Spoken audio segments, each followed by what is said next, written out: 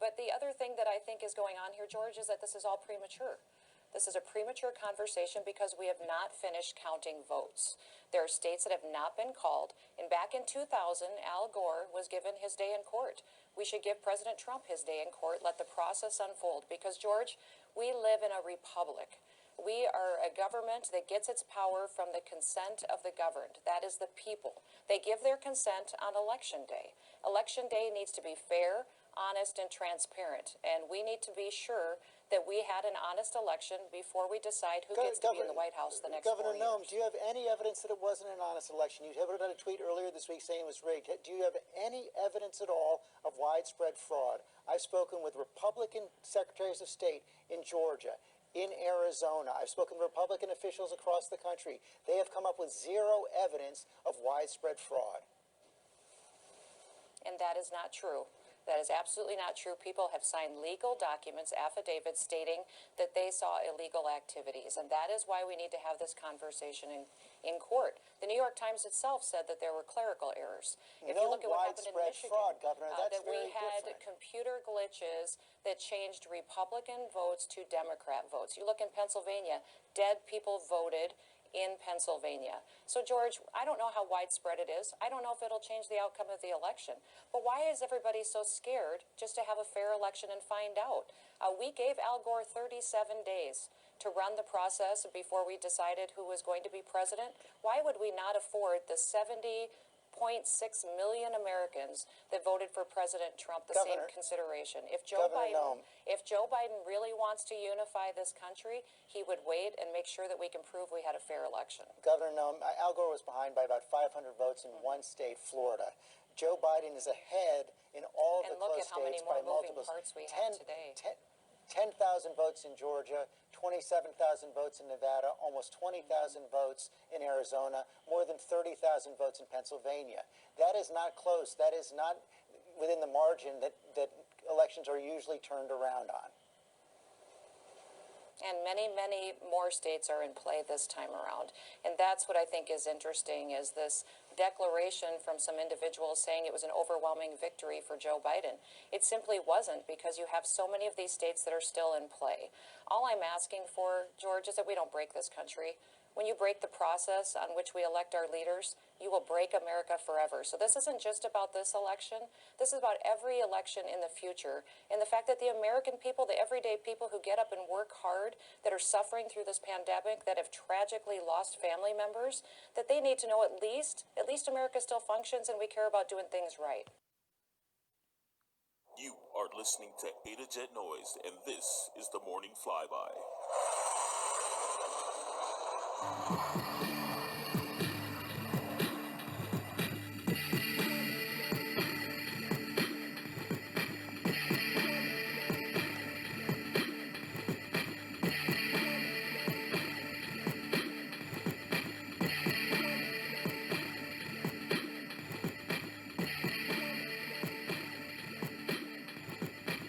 Good morning, good morning, good morning, good morning, good morning, good morning, good morning.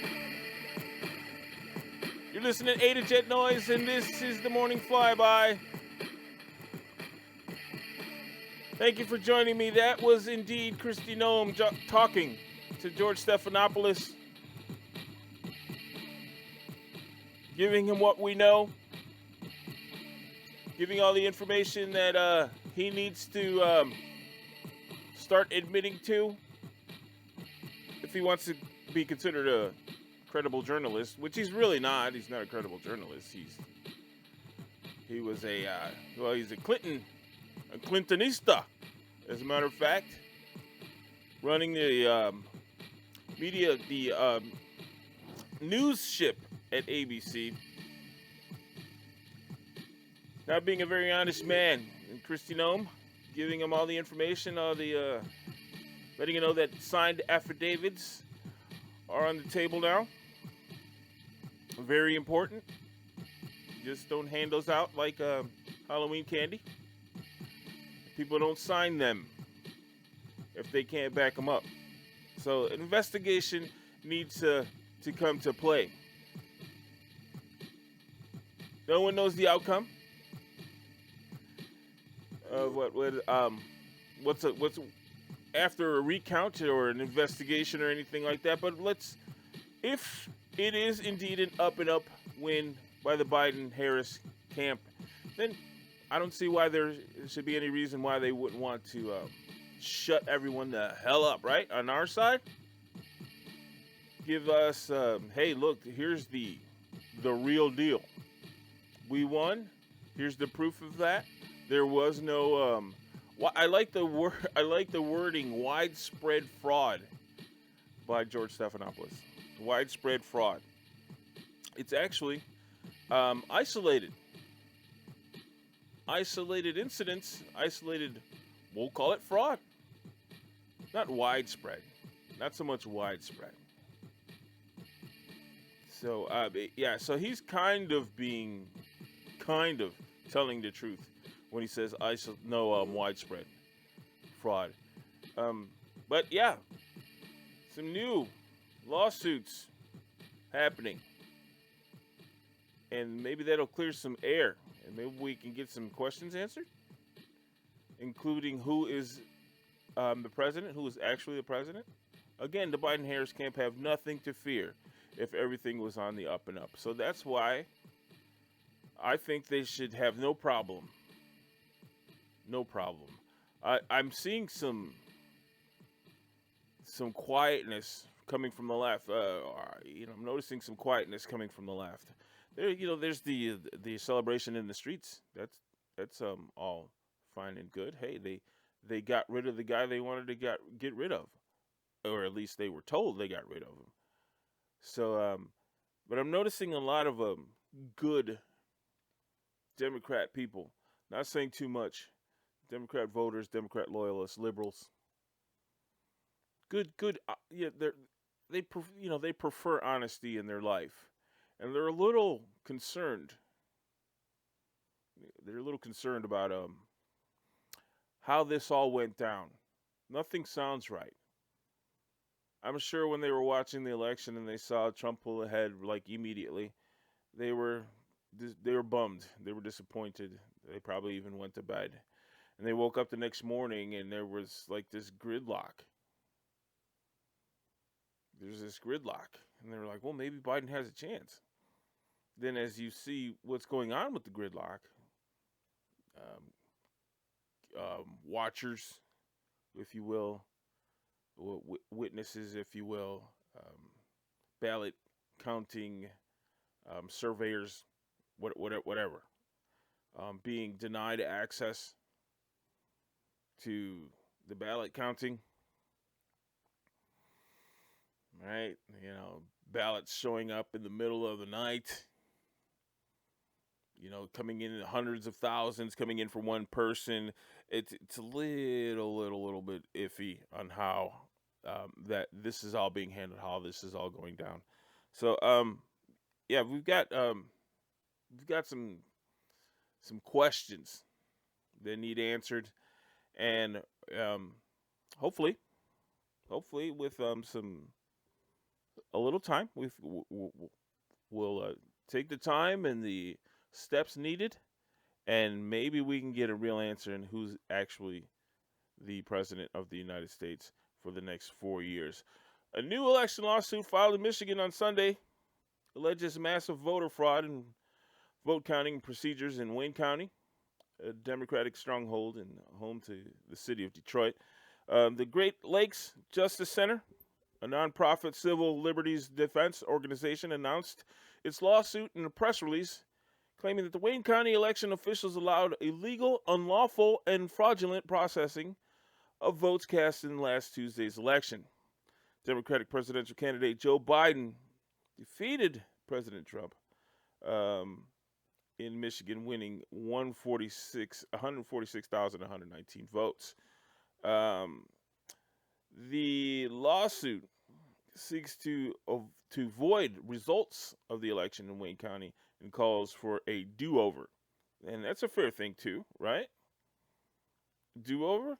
Again, if everything is on the up and up, there's no reason not to do the count over, right? Because they're pretty confident that they won. They had no problem coming out and saying that they won. They obviously have proof that they did. There's some questions, some shady stuff going on in the Michigan area, and it probably needs to be looked at. The plaintiffs alleged the following illegal activities: ballots were counted, even though the voter's name did not appear in the official voter rolls. That's easy to prove, right? Election workers were ordered not to verify voters' signatures in absentee ballots, to backdate absentee ballots, and to process such ballots regardless of their validity. Election workers processed ballots that appeared after the election deadline and falsely reported that those ballots had been received prior to November 3rd, 2020. Of course, that would be the deadline. Defendants used false information to process ballots, such as using false birthdays, new names. Um, hmm, that's just that's mm, that's just dirt all the way around. Qualified voters recorded these new voters as having a birth date of 1/1/1900. New names and the birth date 1/1/1900. Boy, oh boy. Coaching voters. Need I say more? Unsecured ballots in unsealed ballot boxes with no chain of custody. They don't even let you do that. That's a big deal in an airline. They don't let you do that in an airport with your bags.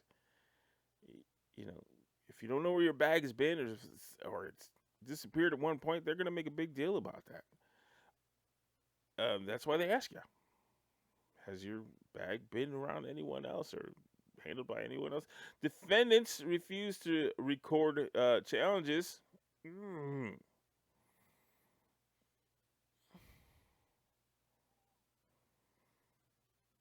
What's the purpose of the challenge if you're not going to record the challenge? Sworn affidavit from Jesse Jacob, a longtime employee of the city of Detroit, says she was assigned to work in elections department for the 2020 election in September.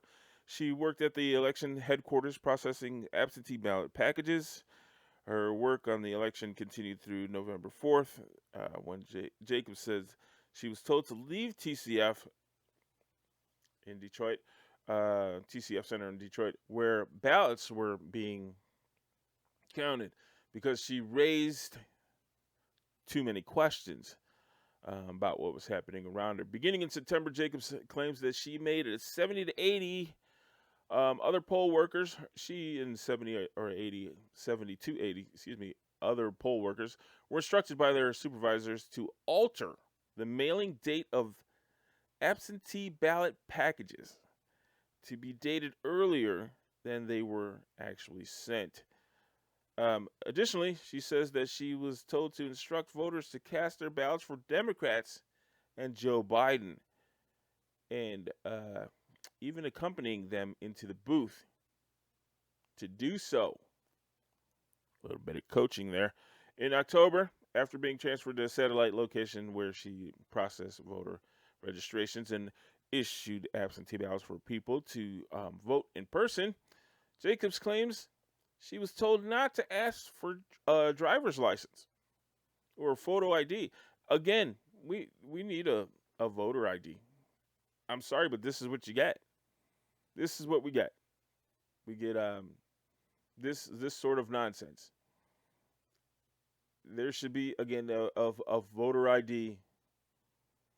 The simple. It could be as simple as you swipe with your photo ID. Maybe you could swipe a machine, and it would actually kick your ballot out with your name, your information, your ballot number, blah blah blah. It would just kick it out, and the machine would be able to do all the work, and you wouldn't have to deal with the poll workers they can be doing actual real, I shouldn't say real things. That was an awful thing to say. They can actually be making sure that everything is going the way it should. But hey, at this point, part of the issue is some of the poll workers, right? So, Jacobs claims she witnessed a large number of people who came to the satellite location to vote in person after they have already voted absentee, and they were let do that. They were allowed to do that. That's just multiple votes, absentee ballot, and then being able to ballot and vote in person. Just shade all the way around. Another signed affidavit from a Zachary Larson alleges that an electronic system that keeps track of legal voters was fraudulently used to assign ballots from unknown individuals. So one particular machine not able, well, let's try this again. All the other machines could not register the unknown voters. This particular machine could register the unknown voters. Dirt all the way around. Two eligible voters in the system who did not cast votes. That's just yeah, let's do this fairly. I can see some of some of my Democrat friends, some of my liberal friends. They're not necessarily thrilled. They would love to believe that Trump is out of office, but they don't believe that this particular election was on the up and up, and they have all the reason. They have all the reason to doubt the legitimacy of the Biden presidency. Could mean a turnaround. A turnaround could get ugly. That's really something. That's really something to consider during all of this. Attorney General William Barr authorized prosecutors on Monday to look into allegations of election fraud in a letter after the media called the election despite claims of voting irregularities in several contests. So yeah, the DOJ is involved. The White House is all lawyered up. It's going to go down. Again, we don't know the outcome. A lot of people say it's hard to turn around. I don't think it would be that hard to turn around. Considering what is being alleged, and if they're going to be able to prove dead voters. I mean, Joe Frazier voted in Philadelphia. I'm not so sure he can do that. I mean, did he register after death? I mean, however, Barr is being cautious. While serious allegations should be handled with great care, specious, speculative, and fanciful and far-fetched claims should not be a basis in initiating federal inquiries. Again, we don't know the outcome. We will not know the outcome. It does need to be investigated. Anyone that's a Trump supporter, by all means, you should be supporting some way, somehow, encouraging and insisting that these investigations go down. This is not about Trump in the office. This is not about Biden in the office. This is about if these things did actually happen, if all of this went down, then why have elections? The process of the United States elections just needs to be wiped out. If these things go down as they are now, and no one bothers to prove that these elections are on the up and up, and that we get the honest outcome out of our government, out of our election process, then indeed there's no reason to be considered the United States anymore. There's not. There's no argument there. None at all. If this goes down, shady like it looks, United States is no more. Alexandria Ocasio-Cortez thinking about leaving politics. Pray tell. Alexandria Ocasio-Cortez said she might depart from politics as it becomes even more clear that her brand of politics is not welcome in the Democrat Party.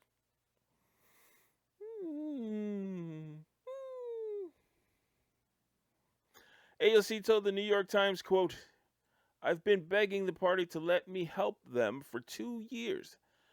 That's also the damn thing of it. The damn thing of it," she says.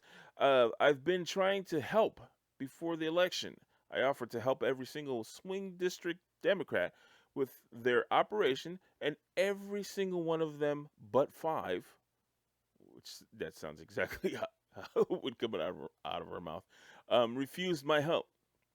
And all 5 of the vulnerable or swing district people that I helped secured victory or are on a path to secure victory. And every single one of that rejected my help is losing. And now they're blaming us for their loss. So I need my colleagues to understand that we are not the enemy and that their base is not the enemy. The movement for Black Lives Matter is not the enemy. The Medicare for All is not the enemy. This isn't even just about winning an argument. It's that if they keep going after the wrong thing, I mean, they're going to just setting up their own obsolescence. Unquote.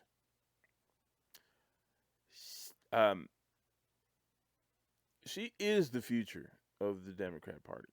She is she is a Marxist. She again is the future of the Democrat Party. It's not going any moderate. There's no such thing as the John F. Kennedy Democrat anymore. Alexandria Ocasio-Cortez wants all the power to the top, wants all the power to go to D.C., and then they'll let us know what's good for us. And that she is indeed the future of the Democrat Party. Now, does the country want that? I don't know. There's a lot of young people that are, all gung-ho. They think that, hey, government is supposed to tell us exactly what is good for us, and everybody gets the same exact thing. So everybody gets that one loaf of bread. Everyone gets that same health care. Everyone gets that same pack of water.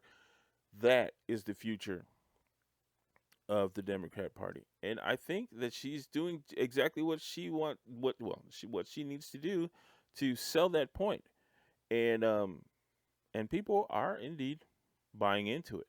So whatever direction the country wants to go, if I think she should stay in the game until she gets kicked out. Because why not? Seriously, why not? Again, if right now there's a lot of people that believe that socialism is a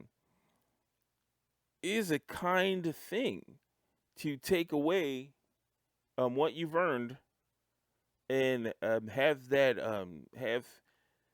that's given to government, and then they distribute things evenly. I mean, it sounds nifty, but then why work hard? Why work at all? Just sit home, wait for your government assistance, and have picnics, I guess. Idina Manzel This one's interesting. At Idina Manzel. This is a tweet. At Idina Manzel. What a relief. My son just hugged me and said, Mommy, no more kids in cages. Tears of joy. Tears of sadness. Does anyone else, would anyone else want to get a hold of Idina and let her know the truth?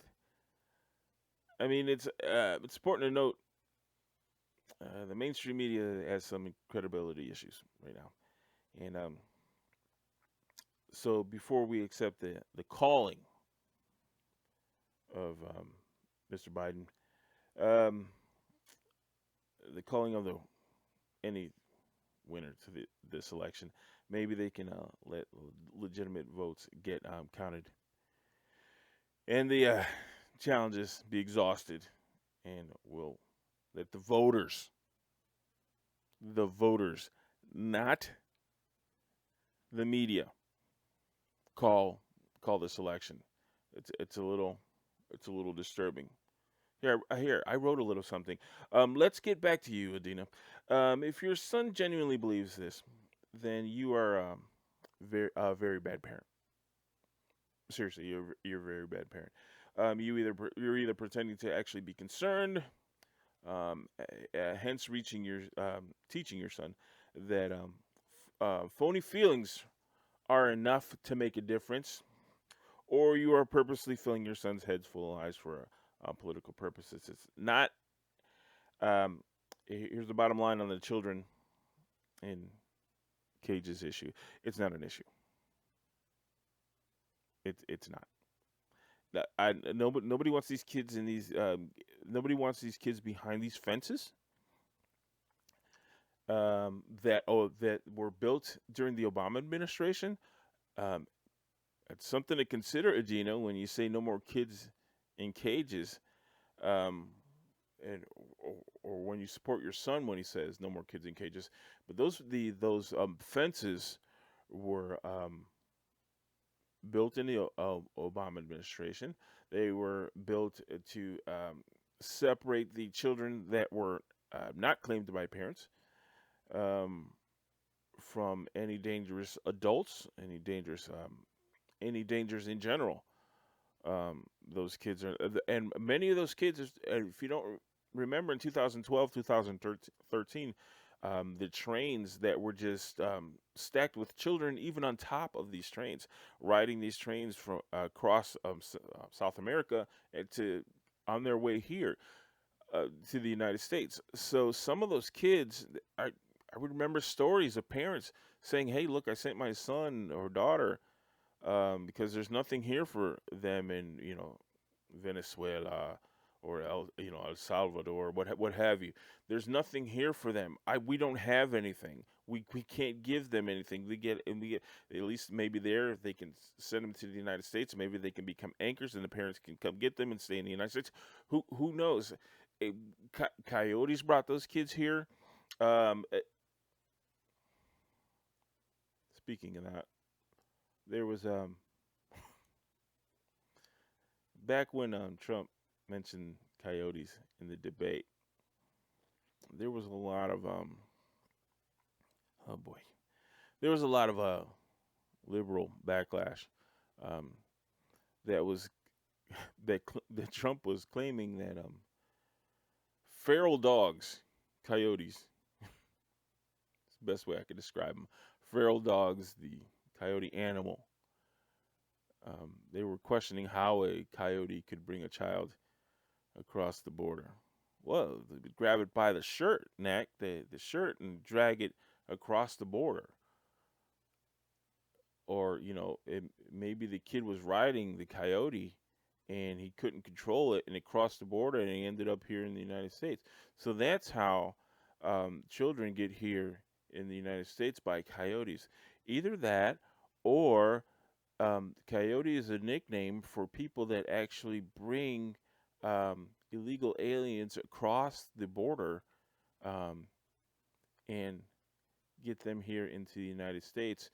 Um, it's kind of like a slave thing where the coyotes gather people and on the south of the border and then they bring them here, and they end up, slave labor or things along that lines, human trafficking, things along that line.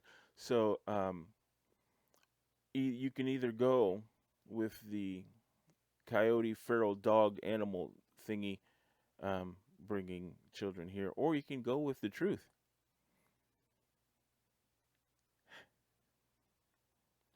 Um, Look, Atina, here's the bottom line. You're sitting in wherever, I don't know, mansion, huge house, with lots of money.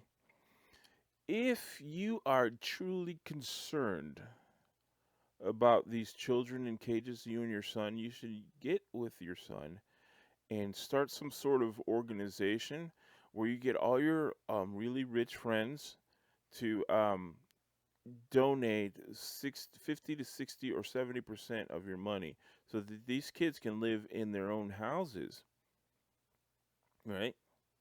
You can feed them, you can get them homes, you can have them educated. Um, you can do all those things with all the money that you earn, singing really loud. Because that's really all I know that she does is she sings really loud, and it's really annoying. Um, yeah, do that instead of uh, you know, crying and hugging your son about kids in cages.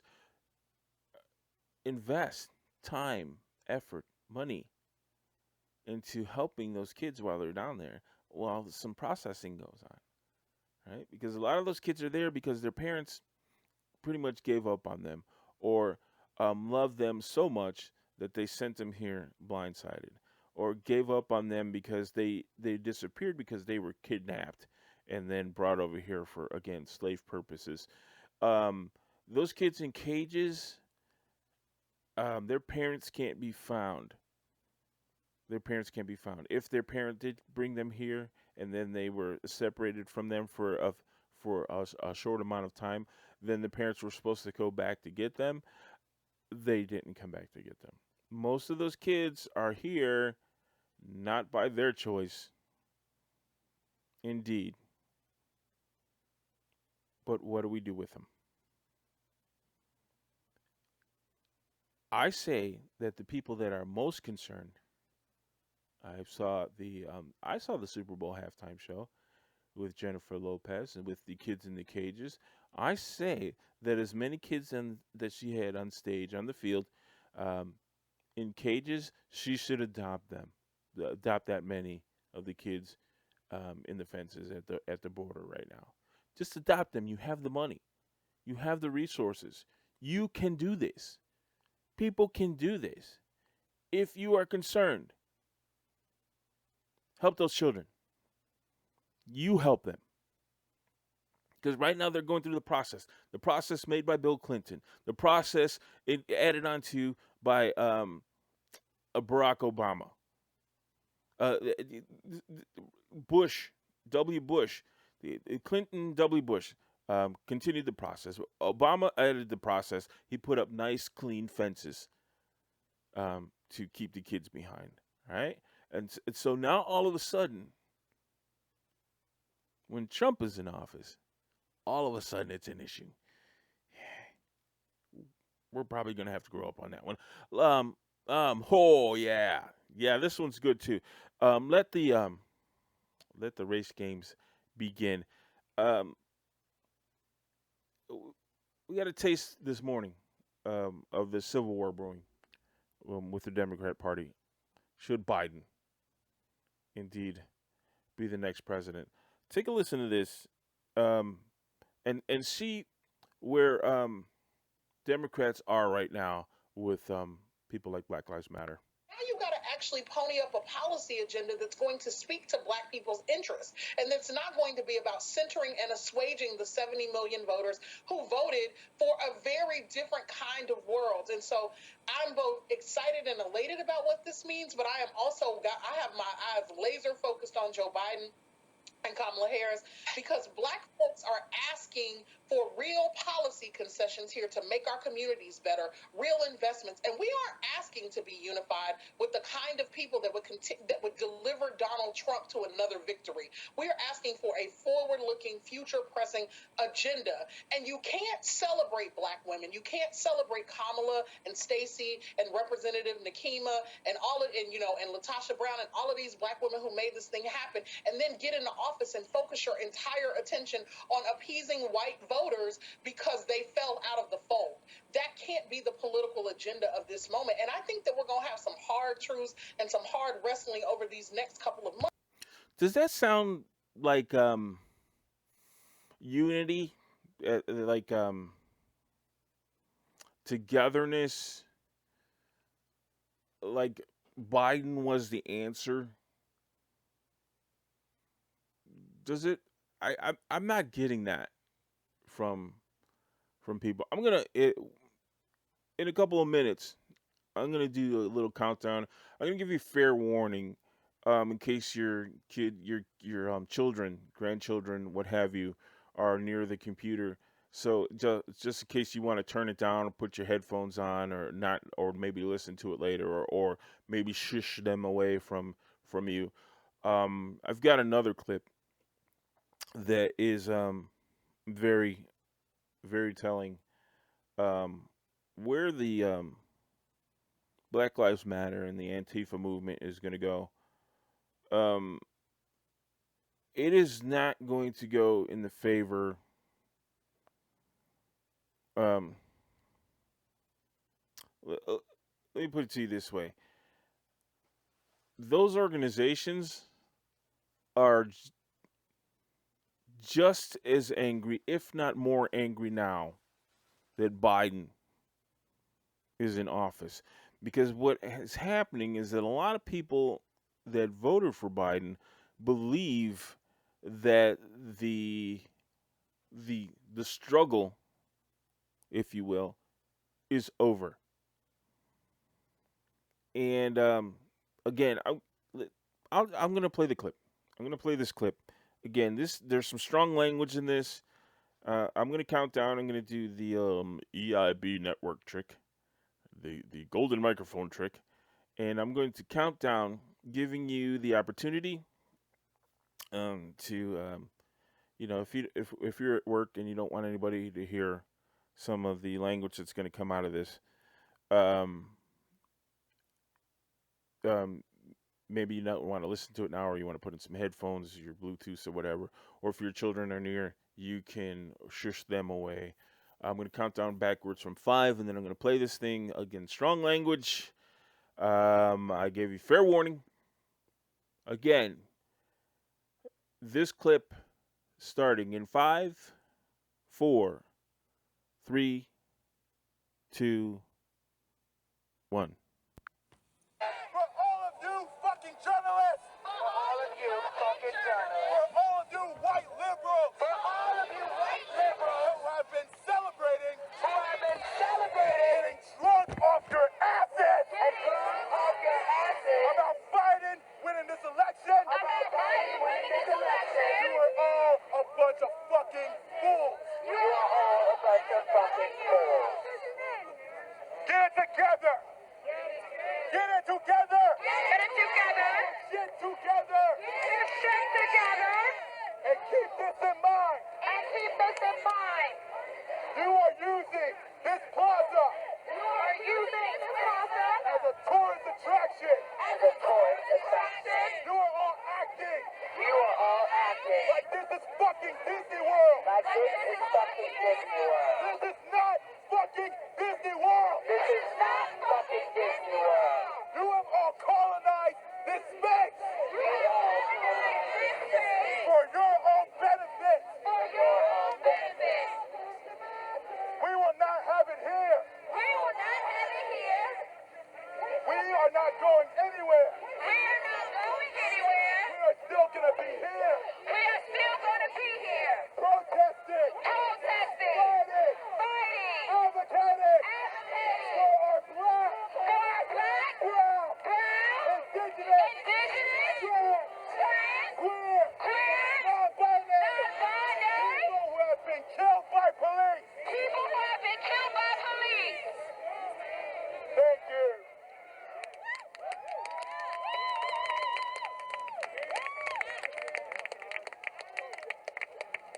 remember, y'all, this isn't over.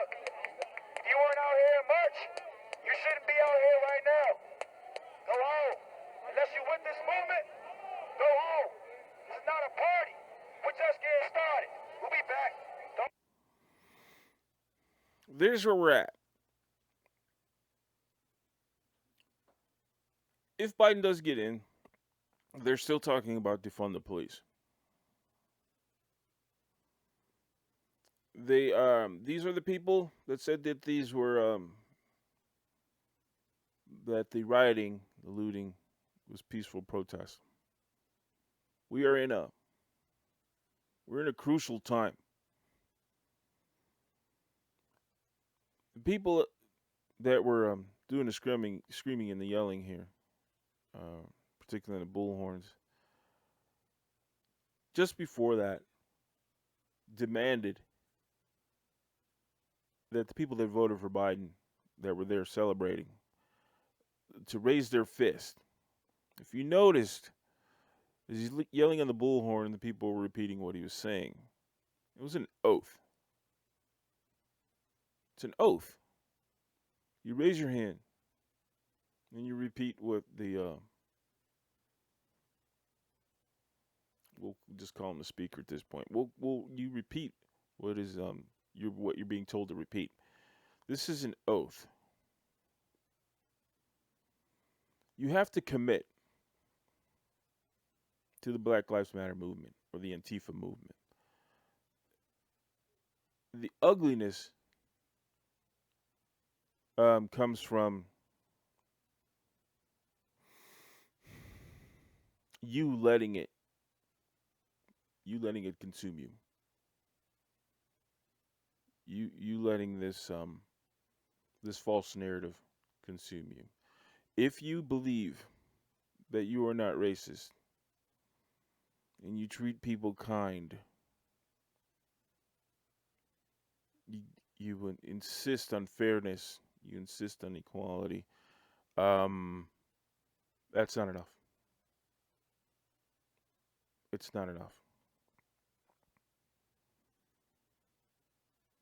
I'm going to have to leave you short on this one. And I'm going to, maybe I'll approach this one on Friday. I had a friend ask me once what I felt about people just kind of caving into Black Lives Matter, or people kneeling before black people, or asking God to forgive them for not understanding the black plight. Yeah, maybe I'll do that Friday. Maybe I'll do my Friday topic on that particular thing. Because right now, what's happening is Biden is saying, I'm going to be the president for everyone. And I'm telling you now,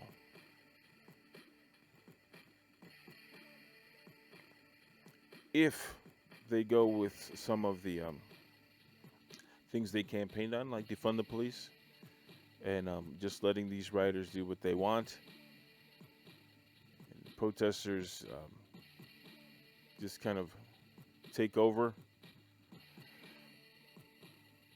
we're going to have an even longer 4 years. Again, if that's Biden, sure. I don't expect it to be any better if there is an actual turnaround.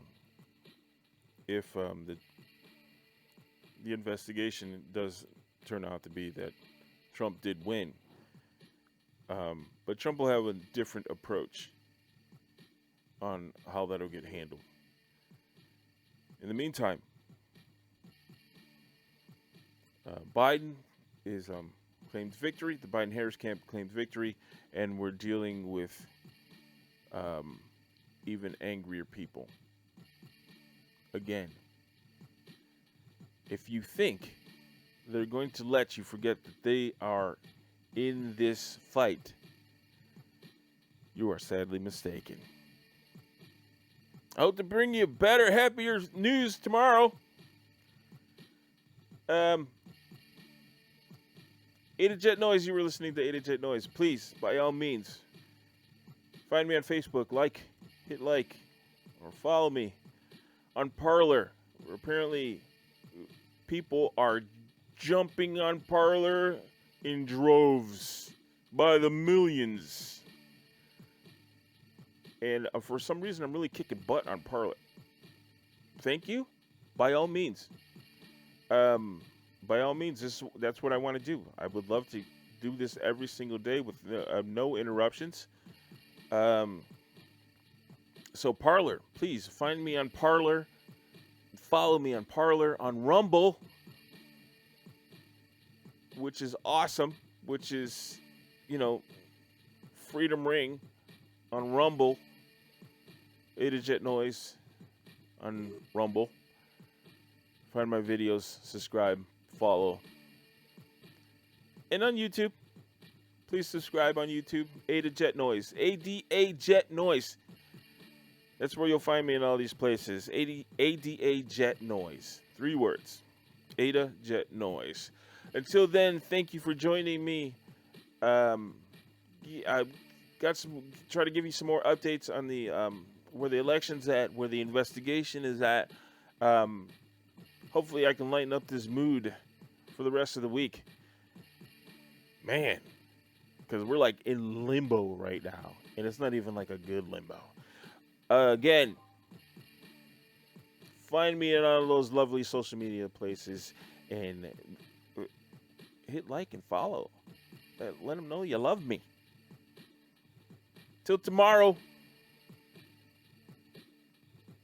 big hug. Be good. Be still. Enjoy your life.